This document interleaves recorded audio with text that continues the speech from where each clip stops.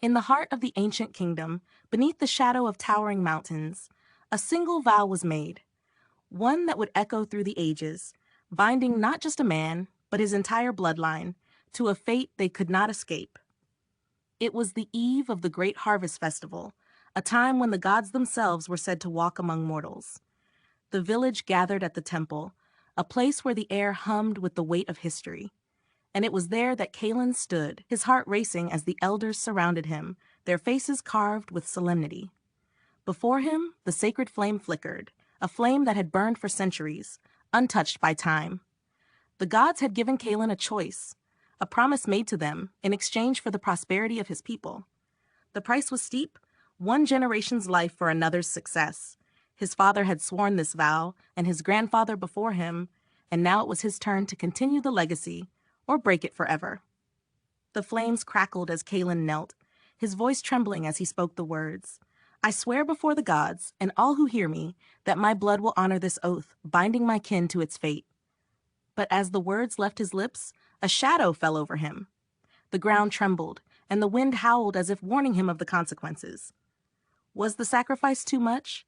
Was the price of prosperity worth the pain his descendants would suffer? His mind raced, the weight of the gods' luck demands pressing down on him.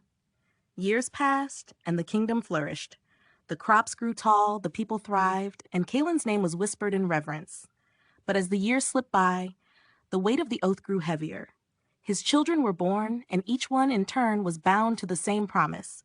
They knew no life outside the oath, no choice but to carry its burden. Then came the day when Kalen's youngest son, Elias, stood before the flame, ready to swear the oath once more. But this time, there was no trembling.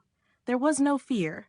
For Elias had learned the truth, that some promises once made can never be broken, not without consequences far greater than anyone could imagine. As he spoke the words, a great roar echoed through the heavens. The gods had heard his defiance.